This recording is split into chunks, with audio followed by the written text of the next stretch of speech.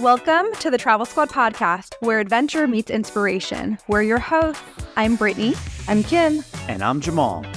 Together we explore international destinations, hike epic national parks, and share unforgettable travel experiences with you, one passport stamp at a time.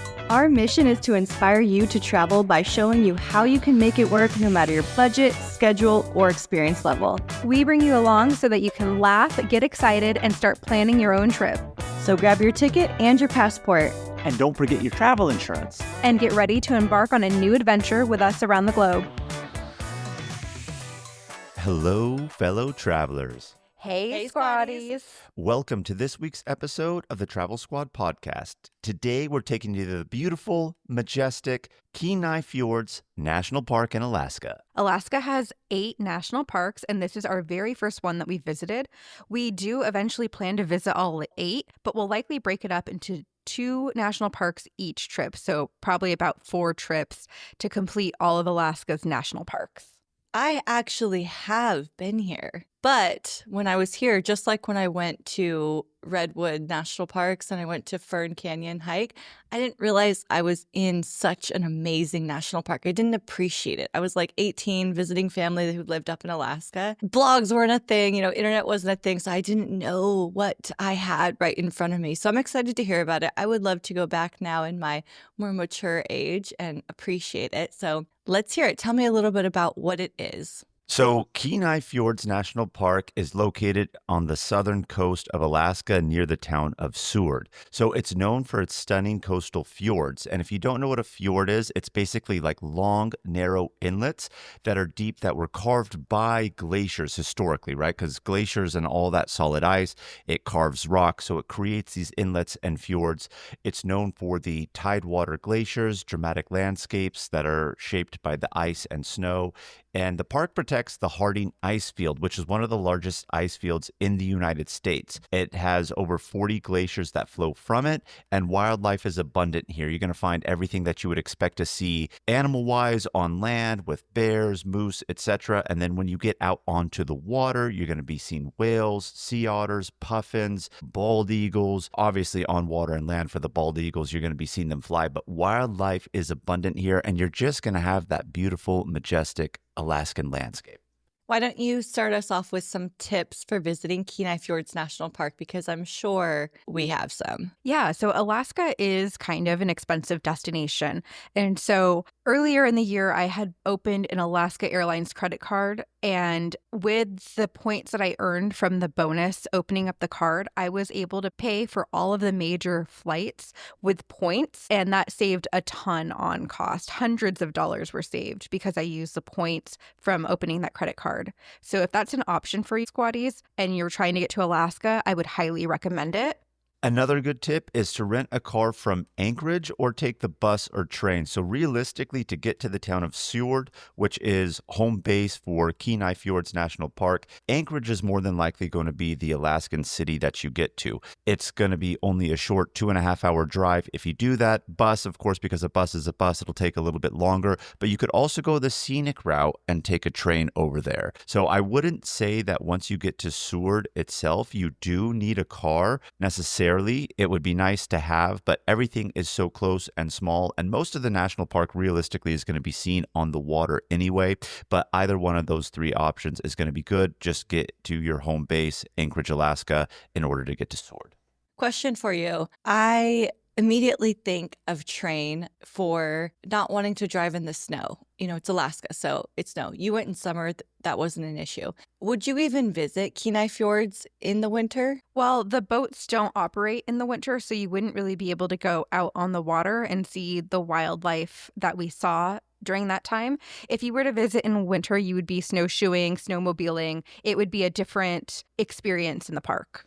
And there's a lot of remote area around Seward, but the actual land portion that you could get to of Kenai Fjords National Park is rather small. Not to say that there's not a good area, but like there's only 2 or 3 hikes that you can do. There's one road in, one road out. It's a U-turn out and back, right? So there's winter stuff to do in the area, but I would realistically say that you should be going late spring and summer. That way you can go ahead and experience the water portion as well as the land portion. But of course, if you loved it so much, want to go back in the winter, do those winter activities, great. But I don't think that's going to be really conducive to seeing the national park.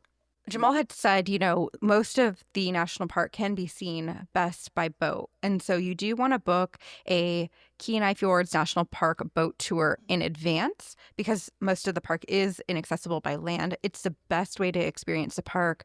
Usually they start running the boats in late May, and they typically run them through September. And they have all types of different excursions. They have 4-hour ones, 6, 7, 8-hour ones. They have whale watchings ones specifically. So you can really pick what you want to see and pick that tour that is best for you. We will link in the show notes where to book the boat tours, and we'll link the ones that we did that we liked. And just going back to Brittany's point, when I was saying late spring, she was saying that the boats start operating kind of mid-May. That's what I'm referring to as mid-spring going on into summer here. Spring, if we're talking, April, March, no, that's going to be a no-go for this area. If you are planning to do some hiking in the park, make sure to pack hiking shoes and to dress in layers. It could be sunny, it could be raining, it could be snowing. You don't know what you're going to get out here, so make sure you're packing those layers. And last but not least, maybe one of the most important things in terms of safety is if you plan on hiking, bring bear spray. Now, when I say bring bear spray, I'm talking into the park. You really can't fly with bear spray or anything like that, so you would have to pick it up at location. But lots of people who come here and do go hiking will buy it. Since you can't fly with it, they have no place to put it. They leave it at their hotels. So a lot of hotels will actually have free bear spray potentially available. So just ask your hotel front desk if they have any leftovers. That way you don't have to buy any, but you should realistically take bear spray with you when you go hiking because this is Alaska. Bears are abundant. You're going to have black bears and grizzlies. Grizzlies are the ones you really want to be most worried about, and why you would want to have it. Of course, for black bears too, potentially in worst case scenario, but it's those grizzlies that get aggressive, and they are in this area. Squatties, we are going to have an itinerary on this Alaska trip that includes Kenai Fjords National Park and everything that we're going to talk about in this episode. It will be linked in the show notes, as well as always available on shoptravelsquad.com. With a major selection of the looks your kiddos love, starting at just $4 in the Walmart app, a new school year means a stylish new them. Who knew? Find skater skirts and Crocs that say, I'm casual but cool. Sparkly sneakers that say, it's my classroom, you're just learning in it. And preppy polos that say, I'm the teacher's pet, even if they're mommy's menace at home. Find their favorite styles starting at just $4 in the app. The Walmart you thought you knew is now new. Ryan Reynolds here from Mint Mobile. With the price of just about everything going up, we thought we'd bring our prices down. So to help us, we brought in a reverse auctioneer, which is apparently a thing. Mint Mobile Unlimited Premium Wireless. How to get 30, 30, bit to get 30, bit to get 20, 20, 20, bit to get 20, 20, bit to get 15, 15, 15, 15, just $15 a month? Sold! Give it a try at mintmobile.com/switch. Upfront payment of $45 for 3-month plan equivalent to $15 per month required. New customer offer for first 3 months only. Speed slow after 35 gigabytes if network's busy. Taxes and fees extra. See mintmobile.com. How do you top your love for your cat? With a cascade of decadent savory gravy over a mouth-watering mousse pâté. Fancy Feast gems. 2 gourmet pâtés in one convenient pack. Simply peel and plate to reveal a pyramid shape that makes eating delightful and pamper her with an experience as extraordinary as she is. Turn the everyday into the extraordinary with Fancy Feast gems. So let's dive right into it. We flew out in late May. We left on a Thursday. It was actually May 29th. So we're leaving here from San Diego to Anchorage, Alaska. Yeah, so we went to the Chase Sapphire Lounge. If you haven't been to a Chase Sapphire Lounge, highly recommend getting a travel card that allows you to get into it because they are fire. I know Kim's been to some in Philly, Boston. We've been to some in New York. Amazing. Well, so they finally just opened the one here in San Diego, the Chase Sapphire Lounge, and it's in Terminal 2, which is a terminal that we mostly do not fly out of because we're out of Terminal 1 where Southwest is. So this is our first time and opportunity being able to use it. So we were really excited about that. It was an early morning flight. So, of course, they had the breakfast, food options out, which were good, but I've also heard that the lunch one is better. So I'm really excited to get back in here. But yeah, we started off our trip enjoying our time nice and relaxed, eating some good food and drinks in the Chase Sapphire Lounge. But our flight was from San Diego to Anchorage with a stopover in Seattle in between, because Alaska Airlines' main hub on the contiguous 48 is going to be in Seattle, Washington. So we had a little brief stop in Seattle before we continued on to Anchorage. And Anchorage is Alaska's largest city and is nestled between the Chugach Mountains and the waters of the Cook Inlet. The Cook Inlet actually brings in beluga whales, believe it or not. We didn't see any, but I would have loved to see them. I didn't realize that, because at some point when you're making the drive from Anchorage to Seward, you will have a long stretch where the road is following parallel to the inlet.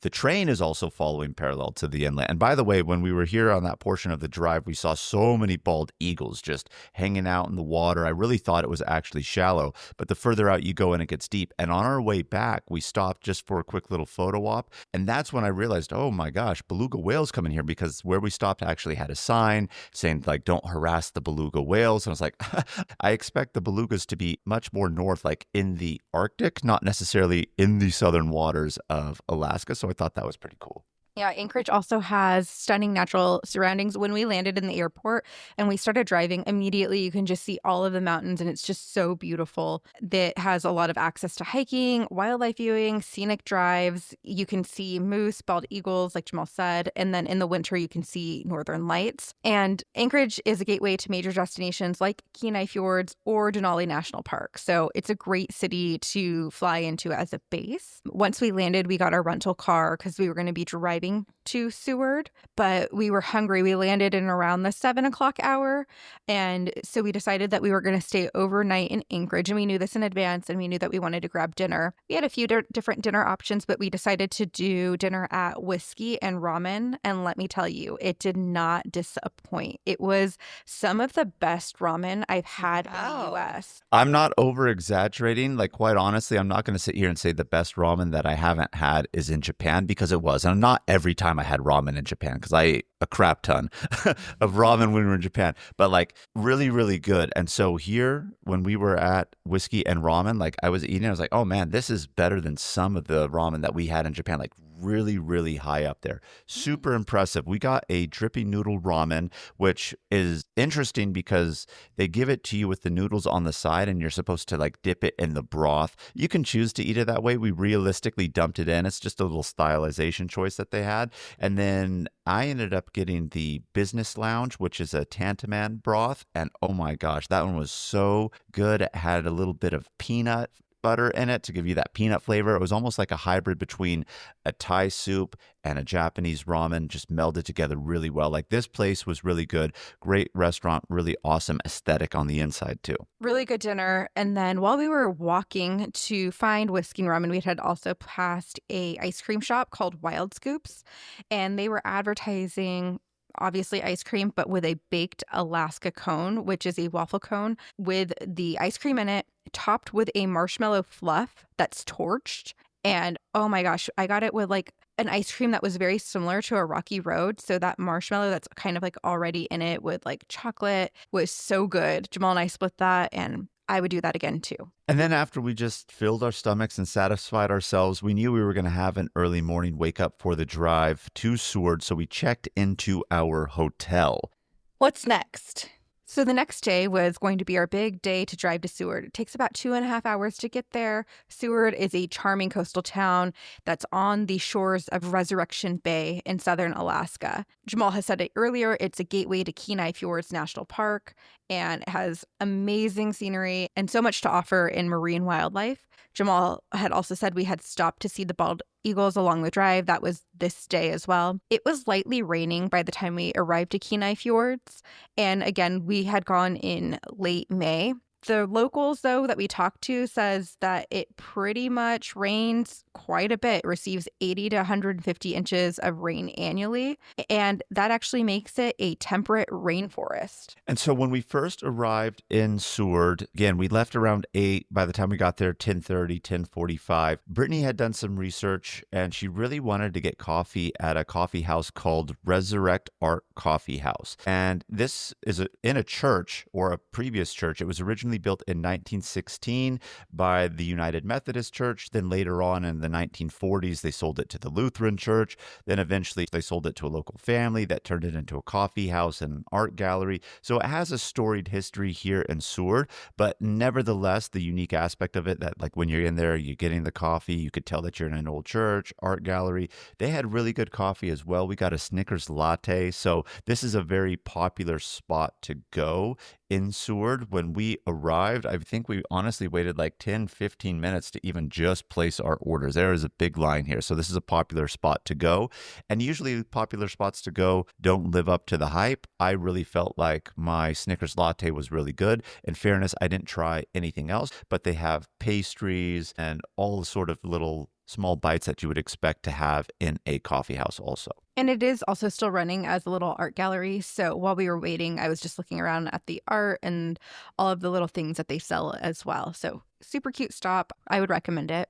But Jamal and I were going to be doing a hike, so we wanted to get some real food in us. So we went to Firebrand Barbecue, which is a Texas-style barbecue in Alaska. And we decided to get the loaded baked potato, which came with beans, brisket, sour cream, cheese. Really good. Filled us up before our hike. I wish we actually had more of this in Texas. That sounds really good. The first time we actually had a baked potato barbecue hybrid mix thing like this that Brittany's talking about was when we were in Asheville, North Carolina, and we've never seen it anywhere else. It was so good, and we saw it when we were here. We're like, oh yeah, this is going to be perfect for us. It's going to give us that starch, the meat, the beans, everything like that to really fill us up for the hike because we knew we were going to have a long one. So before we went to the hotel, we went to the visitor center. So the visitor center is actually in the town of Seward. It's not actually when you get to the national park, that small portion that is available on land. It's in the city center of Seward. So we went in there, checked it out.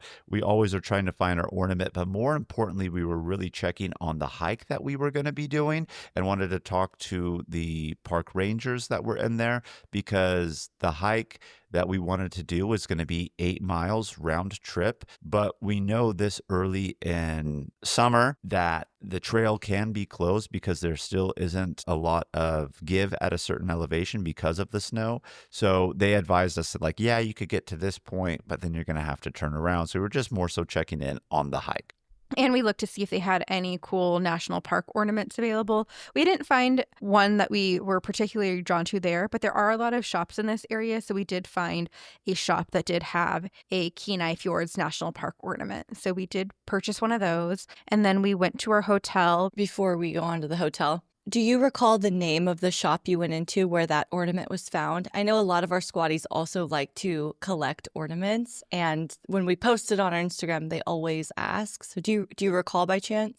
I don't recall the name, but if you happen to make your way to Kenai Fjords National Park and are in Seward at the visitor center, when you exit the visitor center, you go to the right. There's a couple shops. It was like the second one over. So everything is really small and congregated. So it's not like, oh, you're going to really have to go searching far and wide to find it. If you just hop through all the shops in that vicinity, which you can very easily, just make your right pick. But off the top of my head, I don't remember the name of the store. Okay.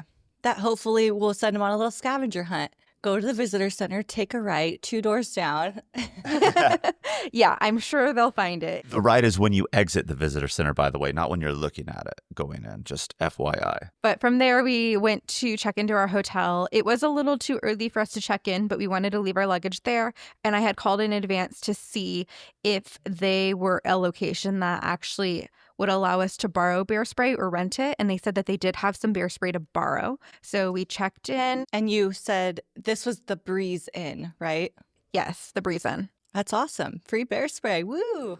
Yeah. I did do some research and I found a spot in town in case we couldn't rent it, that we could rent it from the store instead. And what was that store? It was called like the Seward Outdoor Shop. Okay. Backup plan if your hotel doesn't have any left. Yeah, so definitely call your hotel and see if they have any available. If you're not really doing the trail that we're going to talk about, you probably don't really need it unless you're doing some major hikes. But if you're just doing like a hike around the visitor center, they have like a really short paved like trail. You probably don't need it there. You just need it. You know, my dad used to live in Alaska and bears would come into his front yard. So you really never know out here in these parts. And just a little correction. Brittany said if you do the hike around the visitor center, again, the visitor center is in Seward. What I think she means is in the area of the parking lot, which is the main parking lot where they have the little spur offs of the 2-3 hikes that I was talking about.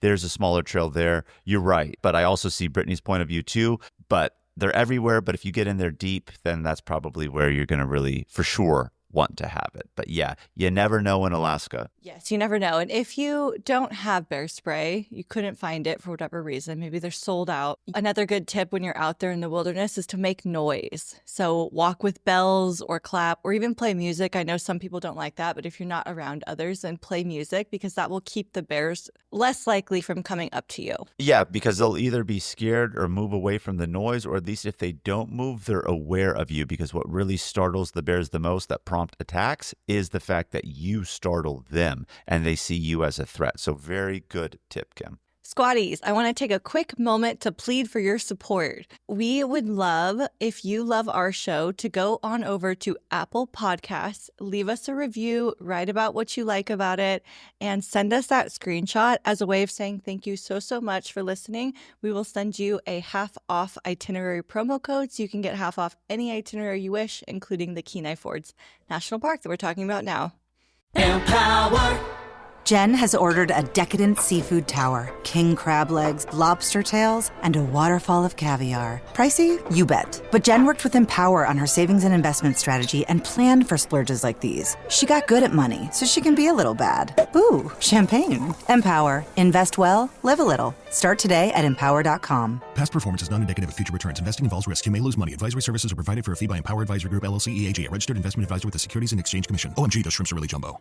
It's summer. Time to enjoy long days, lazy nights, and zero cooking. Because Uber Eats has deals all summer long. So when hunger strikes, don't sweat it. Delicious deals are just a tap away on Uber Eats. Enjoy all your favorite food delivered straight to you. Get Burger King, Subway, Popeyes, and hundreds more local favorites and savor every last bite.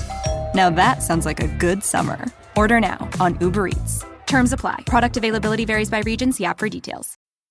Got some good news for your ears. More of that good stuff is coming up. And even better news for your hair. The best hair care is at Sephora.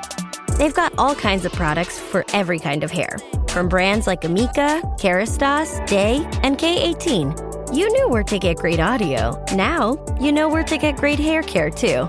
Sephora. Good news for great hair. Shop hair care now at Sephora.com.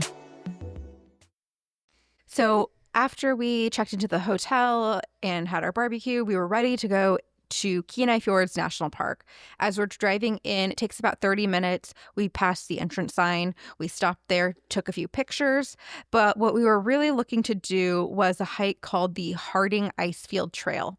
Jamal mentioned earlier, it's about 8.6 miles, has over 3,000 feet in elevation gain.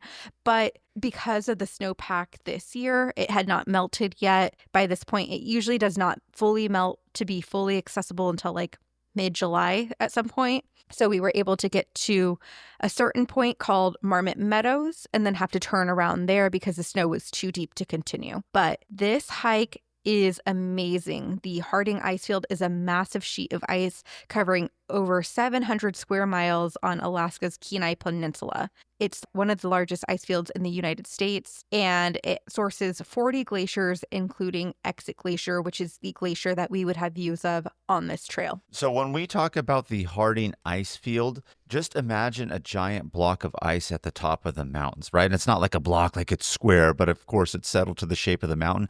And it's so large and vast, as Brittany was saying, like it's when it gets to the edges of the mountains down the slopes that it creates these glaciers. So all these glaciers come from this one block of ice that you see. So this trail is supposed to give you a really good view of the glacier. You can hike up to it. There is another hike here in this area called the Exit Glacier View and Overlook. That's a 2.2 mile trail, only has about 300 feet elevation. So this would be a good one if you don't really want to do a strenuous hike. It will give you a view of the glacier, but not really up close as we got got pretty close by the time we got to the turnaround point, as Brittany had mentioned, but I could only imagine how much more close and more beautiful the view would be if you're able to actually complete it when all the snow is gone. When we went, there was hardly anyone on the Harding Icefield Trail. So we started off in a beautiful forest. It was kind of drizzling at this point, and then at some point it did stop. And we started to slowly ascend up, and eventually we started to make it into a little bit of slush, a little bit of snow. And then at another point, as we continued up, we got into a lot of snow. So by the time we got to Marmot Meadows, it was completely white up there. Everything you looked at was white. There's a ton of snow around. The mountains are all covered with snow. It's just so beautiful and majestic. You look like you're in a winter wonderland going up there. I remember seeing your posts as I'm sitting here in Austin where it's almost 100 degrees, and I'm seeing your videos live of you there bundled up in jackets and beanies. And I'm like, wow, I wasn't expecting it to be that extreme at this time that you went. Yeah, well, of course, as you climb the mountain and get higher in elevation, we were up in the clouds a little bit at that point. Sometimes we didn't even really have a view of the glacier because the clouds would roll in, then maybe a few seconds later, they would breeze on out, and then you would have a view. So we had to wait up there and time our photos a little bit, but it was really cool. At this point, again, you do have a view of the glacier. We even saw some people hiking on the glacier. I don't know if you need specific permits or anything to do that, but we saw people that were on the glacier. And then we ended up at this point, of course, after getting our fill of the views and photos, turning back around. But before we talk about our way back down, because something very exciting happened on it. When we were in the parking lot and started this hike, I mean, when you see images of Alaska, this is really what I felt like I was here in person seeing, like, wow, these are the images. You just had the big open river area that's the melt of the glacier with the big rocks. Then you get into the forest. It just looked like what you would imagine Alaska to look like. And I really loved it here. And something that was the really unique perspective too, even as we were driving on the road in the national park to get in here, and of course at the trailhead, they will have signs posted that will show you where the glacier was at certain years. And it's just so crazy and mind-boggling to see how fast it really has retreated. Like less than 150 years ago, it was a mile and a half out.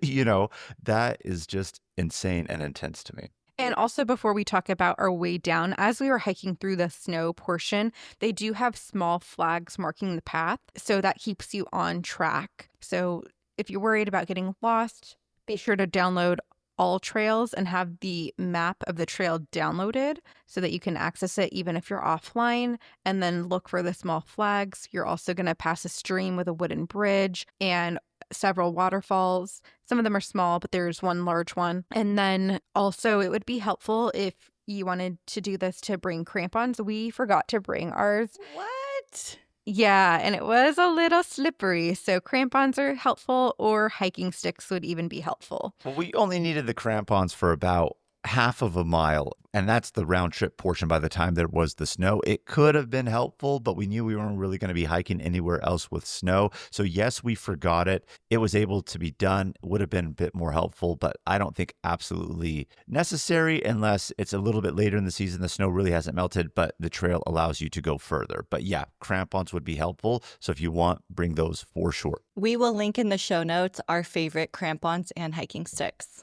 So as we're on our way down, Jamal and I are just enjoying this trail. And Jamal's like, hey, Britt, how close do you think we've been to a bear? And I'm like, I don't know, probably within 100 meters. And exactly as I end saying that, Jamal's like, oh my God, Brittany, there's a bear. And it was a mama bear and her cub. Literally. Black bear, brown bear? It was a black bear, yeah. Okay, nice. Literally, I don't know, maybe 20 feet or less from the feet. Yeah, they were very close to the trail. I was actually in front. No, I was behind Brittany, but Brittany's walking And we're having this conversation. And of course, when you hike, you're looking down sometimes too to make sure you have your footing. I just happened to be looking up. And that's when I told her, like, Brittany, oh my gosh, there's a bear.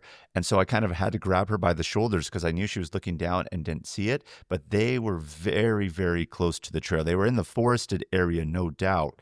But yeah, it was a mama bear and her cub. And when I say cub, it wasn't like it was a first year cub, like really tiny. Bears will stay with their mothers for about 2 years. I think this bear here, based off of its size, was in its second year. So older, but nevertheless, they are still protective at that point. But black bears in general, just as an FYI for people who are unaware, they're the ones where if you feel like they might attack you, you should be making noise, threaten them because they don't really want to fight. Make yourself look bigger. Do not do that with a grizzly. That is a dangerous thing to do. With a grizzly, you just want to back away, let it know that you're there, make yourself not a threat. But the black bears, yeah, you want to do that. But of course, only if you feel threatened. Even though they were that close, we didn't feel threatened. We were so excited. We stayed. We took our photos, videos, whatnot. And of course, eventually, about a minute, 2 minutes in, they got tired of us and retreated back to the forest. And we lost them. But it was really exciting to come across the bears on the trail. That's kind of scary to know that they're just in the forest. They've just retreated, but they could be there at any turn. Well, that's why we were having that conversation, because we didn't see any, and I know they're there, but it's like, how close do you think we were to them at any point on this trail? And just by happenstance and God willing, here they were for us at that moment in time as we're having that conversation. And they have like this little, I guess, visitor center by the parking lot here. And there's a board outside that says like animal sightings. And so people can write up animal sightings that they saw and where they saw it and at what time. And so Jamal was like, yeah, I can't wait to put the bear on the board. But someone beat him to it. So they must have seen it just before we did and then had continued on the trail. It was the same spot? Yeah, it was the same spot. It was probably the same spot because people were going up the hill as we were going down the hill. And of course, as people come when you see wildlife, you want to tell them to be quiet from either direction so they don't startle it. They have the opportunity to see it. So the people that were coming up were like, oh yeah, someone just like 2-3 minutes ago told us there was a bear up here still. So I think it was the people who we did not see on the trail that were just slightly ahead of us that put it on the board. But I was so excited because the only thing on the board in the morning when we left, I remember looking at it, was moose droppings. I'm like, that's boring. I'm going to be the one to be able to put on the bear. And then no, somebody beat me to it. And that was very disheartening. But anyway, it is what it is. On that board, was there anything else that anyone saw? No, those were just the two that were on there, the moose droppings, which were there when we had arrived. And then by the time we got back to the board, the bear sighting. So nothing else had been spotted yet that day. So we were super excited. Where we were able to get to at Marmot Meadows and back round trip was about 4 miles. So we did about half of the trail instead of 8 miles. We did 4 miles, but that's all we could do. We were okay with that. Squatties, if hiking isn't your thing, there are more things to do in Seward. They have an Alaska Sea Life Center. They have a waterfront park, and Seward's known for its murals. There's over 30 murals around Seward, so you can go mural hopping, finding, that sort of thing. But by this time, Jamal and I were ready to relax and grab a beer. So we headed over to Stony Creek Brew House. This brew house is a one-man show. We actually met the owner, Greg, because he's a one-man show. He operates a glacier-fed and solar-run brew house using the natural waters. Yeah, he uses the natural waters and the environment to create his craft beer. Even though it is a one-man shop with Greg, Stony Creek Brewery is very big here in Seward, as well as the surrounding area around here, even into Anchorage. Every restaurant in town has his beer on tap or in bottle for you. I even saw it when we were in Anchorage that it is available there too. So don't be discouraged by the fact that it's a one-man show. The quality of the beer is really good. It's made in a unique way. You know, they say with an alternative beer, which I'm not going to say that's a mainstream one that we know, it comes from the Rockies right here. Well, you got glacial melt making your beer, and it's very good, very crisp. Had a really good time at the tap house trying different beers and hanging out with Greg. Yeah, and it's a little bit out of the main downtown Seward area, so you could only get here really if you had a car. But he has some benches outside, and he's just like in this forested area, and the brewery follows alongside 2 creeks. And hence the name Stony Creek. Yeah, Oh, pretty. one of them is called Stony Creek. And then there's, mountains as a backdrop and a glacier above. So it's a really pretty little brew house. So we hung out with Greg, the owner, and then his friend Bryce was there. So we just got to chat with them and kind of learn about local life, and then got to ask him about his brewery. And I tried a blueberry Hefeweizen, which Sounds was amazing. great. Yes, that was one of the beers I got to go, actually. And we ended up taking it with us to Glacier Bay because we ended up getting a 6-pack of mixed beer. So that was one of the beer flavors. So you can go in there and mix and match a 6-pack. Yes, you can, because he's now starting to get into the canning portion of things. Because, of course, one-man shop, it's not like he's a giant cannery. He can ring them up together with any 6-pack that you want. His main thing is basically making bigger batches for kegs for the restaurants. And, of course, the canning, which those cans are available for sale on the boat tours that we ended up doing. We ended up seeing them there. So, again, just keep in mind, when we say one-man show, I love the fact that it's just a local business, somebody here in Seward, but it is really good quality beer that you're going to be having too. So you can do the mix and match. I ended up having a Spruce Pine IPA. I got a Bait Water, which is a Kolsch, and then their Squirrel's Den Hazy IPA. So I tried a few of his varieties out here, and they were all pretty good. He actually has spruce on his property. So he went and picked a few spruce buds, and we actually got to try those. And then he poured the beer, and you got to taste the flavor within. And I think that was just really cool and unique. So I liked that. And I just like to hang out with Greg. I'd go back there and hang out with him some more. Greg's a one-man show, but he sounds like a very busy one man.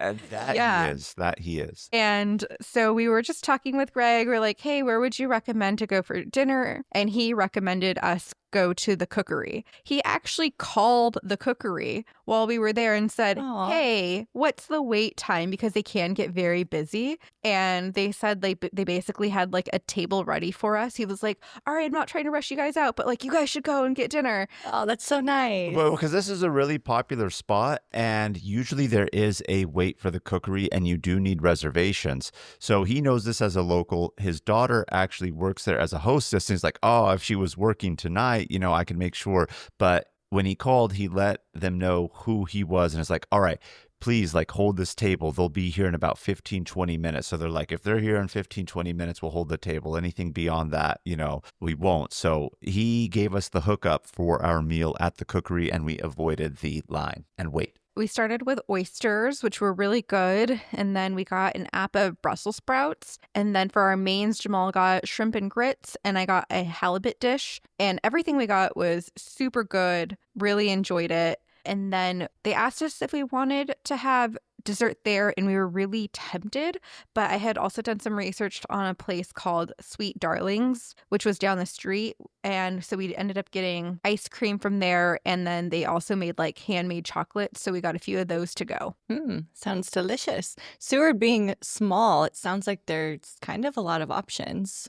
A lot, relative to the place. But it seems like they've got some great options there. Of course. Well, it's a seasonal town, and it's a gateway to a major national park that a lot of people come to. So it has that small town feel, but of course, with the accompaniments that you would expect for a tourist destination like Seward, because even cruise ships come in here. So they need to have that type of infrastructure. So yes, it's small, but without feeling large, you have what you need to accommodate the people that are there, and in a cute, quaint way. So that was our first day in Kenai Fjords National Park. We stayed overnight at the Breeze Inn in Seward. And the next day we were really excited for because it was a big boat day. Before we get on to the next day, Squatties, I just want to remind you of all of the resources we have on our website. Head on over to travelsquadpodcast.com. You can sign up for our twice weekly newsletter, which has all of our updates and deals that we send out straight to your inbox.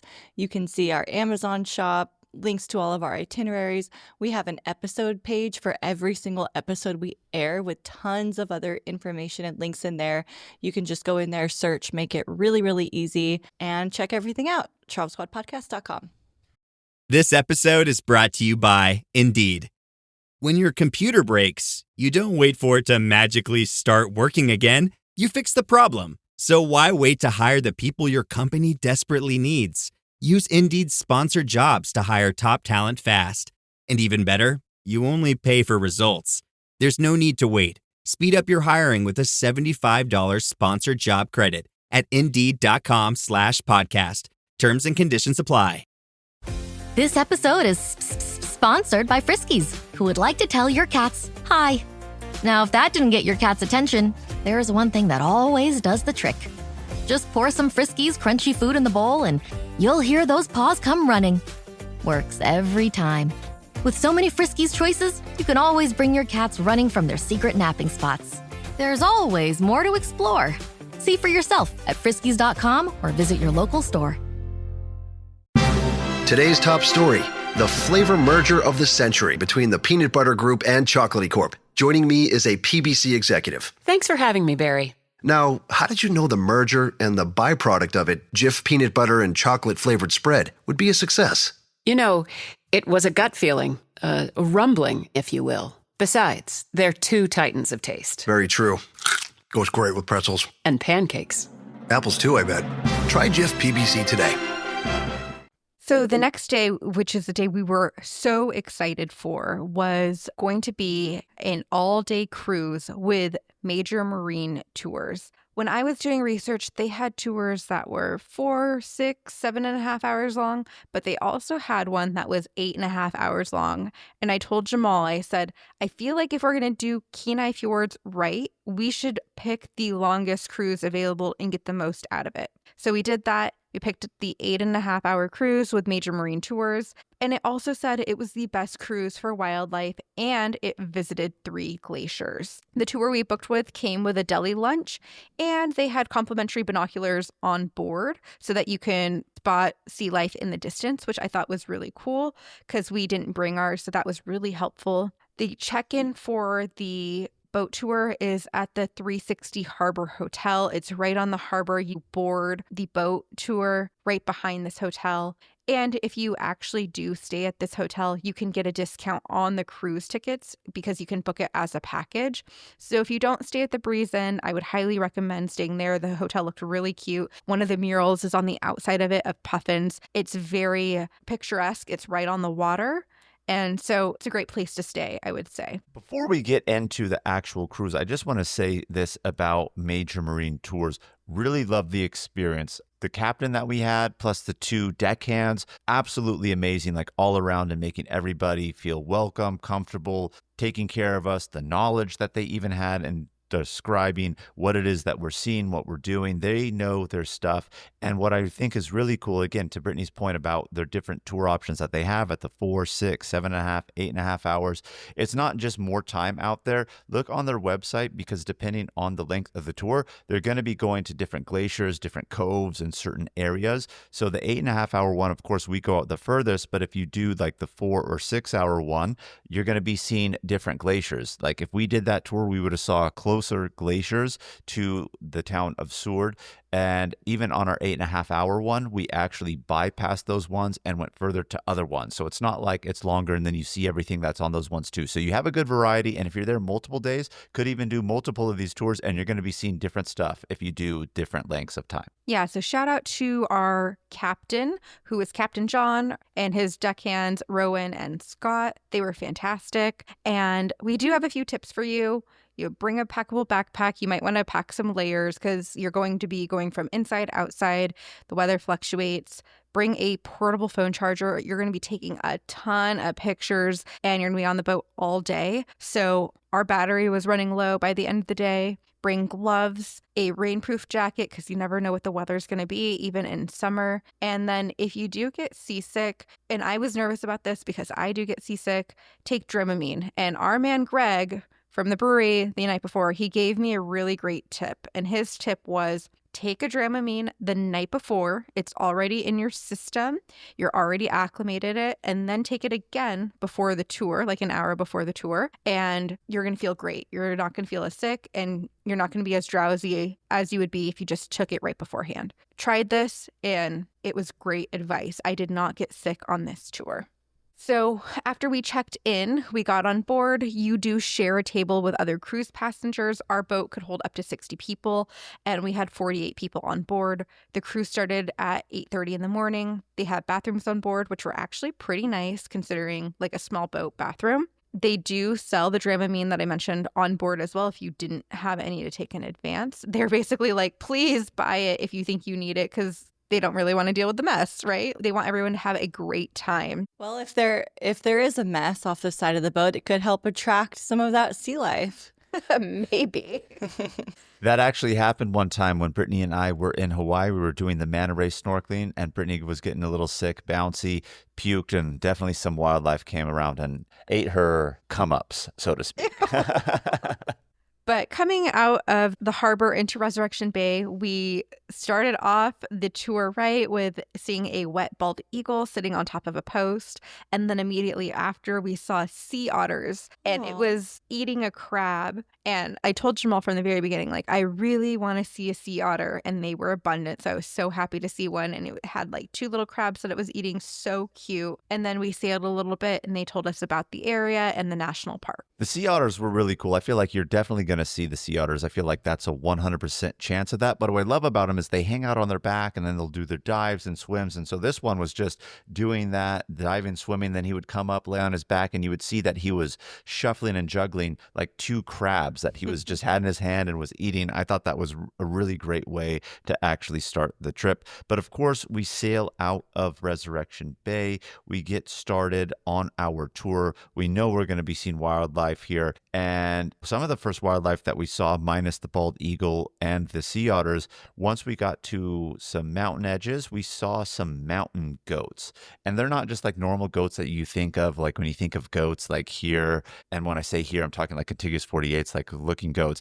The mountain goats are all white, majestic with horns, really cool. They're on the edge of the cliffs. They are very good at balancing on these narrow edges. So we saw 3 of them, a mama and her kid and another adult, could have been the dad, who knows on that. But mountain goats, don't be shocked when you really are impressed by mountain goats, because every time I saw them, I was like, oh man, these things are so cool because they just hang out like on the edge, and they are very cool looking creatures. Oh, I'm always impressed by mountain goats. In fact, when I was in Greece recently, there was just tons of mountain goats in the mountains surrounding the place that I was staying, and every single day was just as amazed. Yeah, they're so cool. So we continued on our sailing, and we were headed towards Spire Cove.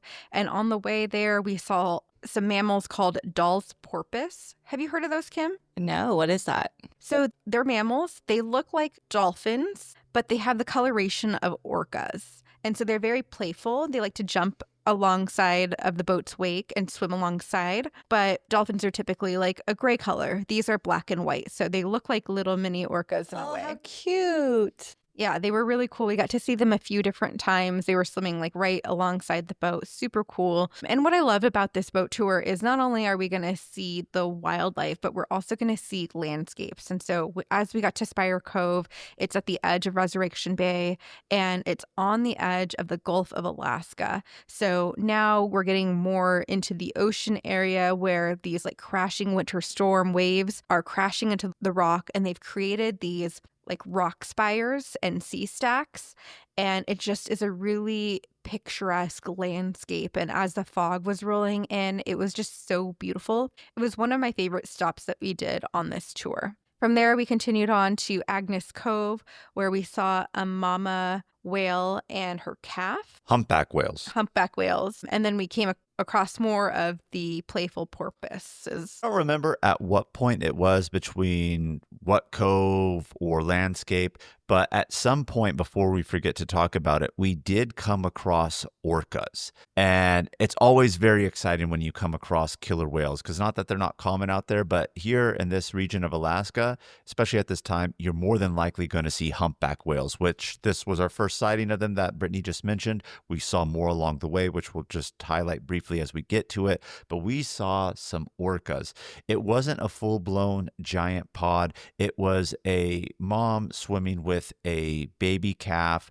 There was a third one that was out there, but it wasn't hovering around them. And that was really exciting to see. At one point, they really went under the boat and popped up right by us. So that was cool. That was the closest I've ever been to an orca, even though we've been whale watching before and had seen an orca. But I really wish we caught this on camera. Kim, have you ever seen a whale breach? I mean, you always see the photos of it and video of it if you're watching something on TV, Discovery Channel. But have you ever seen a whale breach in person?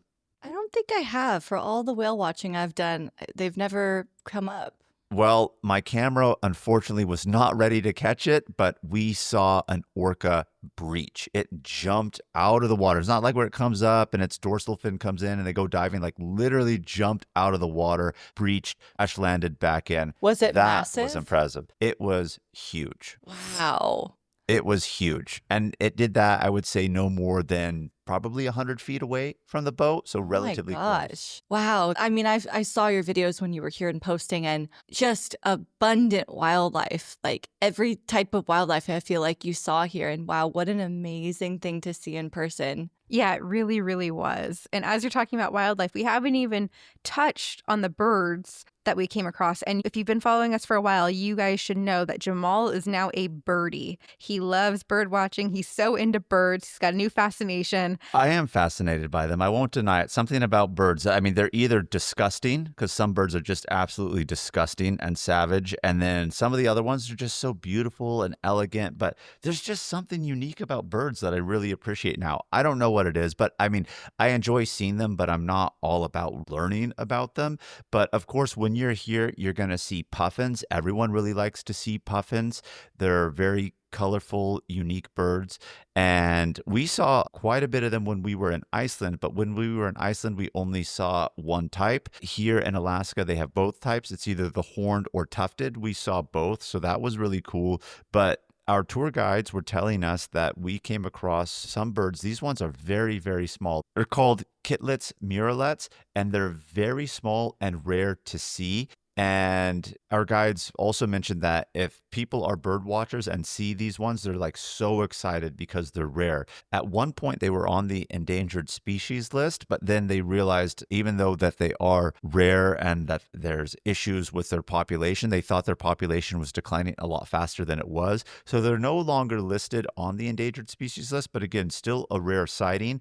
And if you guys have ever heard of the Exxon Valdez spill that happened in 1989, it was when a big oil tanker by Exxon spilled oil into the bays of Alaska, more particularly in the Valdez area. It's estimated that that spill killed about like 5 to 10% of this bird's population. So that's even something that they had suffered from due to a disaster that way. But yeah, I mean, they were small and tiny. I wasn't really impressed by them, but still cool when they tell us how rare it is to actually see these. I felt even more lucky in terms of all the wildlife we saw on top of that. Yeah, so much to see. And then we're like so excited about all this wildlife. And then we come across 2 tidewater glaciers. Tidewater glaciers are a type of glacier that flow all the way down into the sea and terminate into the ocean. They're unique because they often calve, which means that a large chunk of ice breaks off the glacier's edge and falls into the water.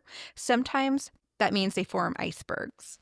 This reminds me of Iceland, Jökulsárlón. Yes, that is a tidewater glacier. So, of course, glaciers that come into the water, hence the name tidewater, makes sense. But there's all sorts of other glaciers that don't meet the ocean, that aren't anywhere near the ocean, right? So when you hear tidewater, it is specifically the type where the ice is now in the ocean's edge. And of course, that's what forms these fjords here. The name is Kenai Fjords. The fjords are carved by these tidewater glaciers. Of course, there were a lot more of them. They've receded a lot over time. But yeah, this is what creates this dynamic landscape that we're in, is the tidewaters. Yeah, so these glaciers are pretty close to each other, so we get views of both. But what we were really going to see was the Northwest Glacier. And so we sailed through the icy waters to get there. We saw hundreds of harbor seals on the ice, tons of little icebergs, and then chunks of ice that can't be classified as icebergs. So they're actually called bergies and growlers. How cute is that?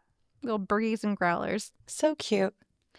So we saw those, and then we make it to the Northwest Glacier. This is the highlight of the cruise. This is what we're looking to sail to. It's a very large tidewater glacier. It's actively calving, and we had to slow down to get here because you're sailing through all of the ice to get there. So amazing to see that in person. Since this was the highlight of the trip, I mean, minus the wildlife, of course, but if everyone wants to see the glacier. So the highlight is this is the ending point before we turn around and start sailing back. We did stay parked here for a little bit. Some of the crew ended up picking some of the glacial ice out of the water. We got to hold it, feel it, see how cold it was. And then they ended up picking up some more ice because they didn't want to use the one that everyone had touched in their hand, but they really got a new fresh chunk of ice from the glacier, and then they made us cocktails and margaritas with it. So you could have drinks with glacial ice. You would have loved that, Kim. Did they blend it up or just like break off pieces? On the rocks. Yeah, on the rocks. They broke off pieces. Wow. And if you just want like an ice cold beer, you can pour a beer on top of it. Or for kids, you could just get a water to drink with your glacial ice. Pretty cool.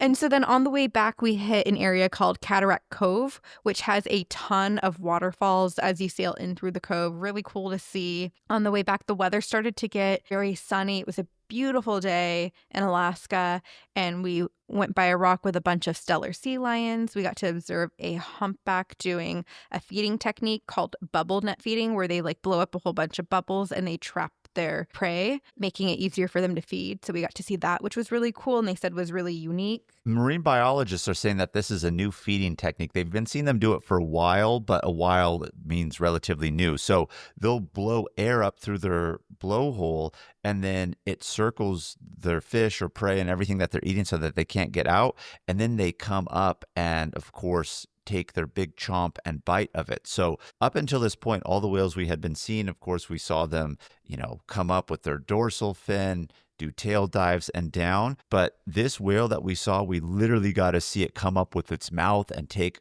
a bite, which is a very rare thing to actually see. So we got even more cooler wildlife sightings seeing it actually come up and feed and open its mouth. This whole day was so active. I felt like we barely had any time to sit down. We were constantly getting up and looking at all the wildlife, which is so exciting. And so I'm thinking like we're ending this day and they're handing out brownies. And so I am like...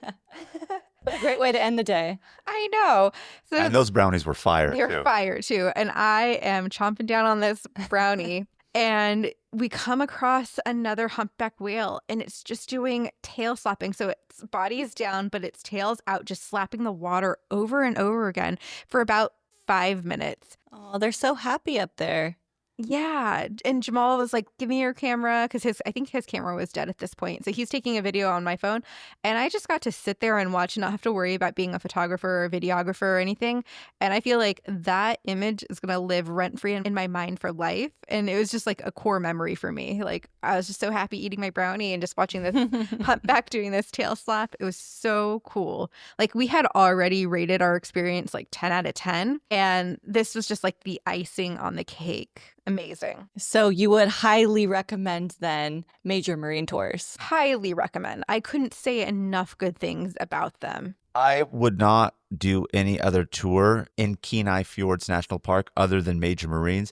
Brittany's dad and girlfriend, by happenstance, happened to be in Alaska at the same time. They were actually doing a cruise. Really? One of their stops were in Seward. Yeah, we didn't see them. We didn't come across them. Our itineraries didn't match. But when they did their boat tour, I'm not going to say the competitor company, but they did that boat tour and they were like, it was just okay. Not even the wildlife. I'm talking like the food, the experience, the knowledge, things and stuff that they were getting. So Major Marines. I mean, we have from a direct source, the competitor was used and it wasn't as good. So Major Marines, absolutely all the way. Although these companies are competitors, when they do see something cool like a whale or something like that, they do share that information between both because they do want everyone to have the best experience. So, I mean, they are competitors, but also they are allies. So makes it nice. Right. And again, I'm just talking strictly on-board experience. That's all I'm referencing when I say that. And it was such a great day overall. But what made this day even more special was that 10 years ago to this date, Jamal actually had proposed to me atop the Mendenhall Glacier in Alaska. And here we are 10 years later in Alaska and on a glacier cruise. Was that intentional? It wasn't. No. It just happened to match up. What are the chances of that, right? That's cute. Back where it all started. Yeah. So a long day. We got back into port at Seward and we disembarked by 5 p.m. Are you a forward thinker? then you need an HR and finance platform that thinks like you do. Workday is the AI platform that helps propel your organization, your workforce, and your industry into the future. Workday, moving business forever forward.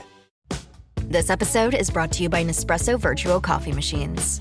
Ready to enjoy the bold flavors of barista-quality Nespresso iced coffee at home? Simply fill a glass with ice and press the brew button on your Virtuo Pop machine to enjoy rich double espressos roasted to stand up even when chilled. Refreshingly bold iced coffee. Refreshingly easy to make at home. Visit Nespresso.com to shop now. The McDonald's Snack Wrap is back. You brought it back. Ranch Snack Wrap. Spicy Snack Wrap. You broke the internet for a snack. Snack Wrap is back. Ba-da-ba-ba-ba. So after the all-day boat tour, which did provide lunch, we were ready for dinner. So we were invited to the Tidewater Tap House, which is really close to the harbor, actually. You can actually walk there. And Jamal had mentioned earlier that if you had gone by train, this is like the only restaurant between the harbor and the train. So it makes it super popular. It's super cute. Ask to be seated upstairs. That's a tip that we have for you. There's a really cool themed bar upstairs with tentacles coming down from the ceiling, tentacles coming up from the ground, harbor views, and it's just really cute themed bar. Before we even get into the food, I just want to set the setting here and ambiance so you can understand Tidewater Tap House. So Brittany mentioned a little bit about the upstairs bar, but the town of Seward is a fishing village. Yes, it has now shifted a little bit because, of course, the national park is here. It gets the tourism from that, but its main thing is fishing.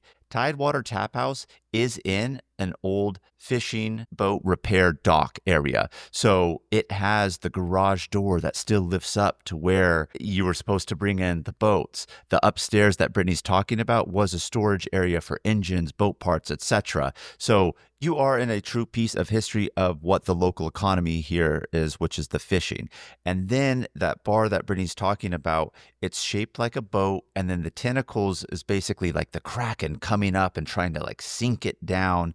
And so just the ambiance and setting in here in and of itself is an experience, let alone the food. Yeah, so if you can't get a seat upstairs, would highly recommend that. We started the dinner off with some cocktails. I got one called the Bubbly Mermaid.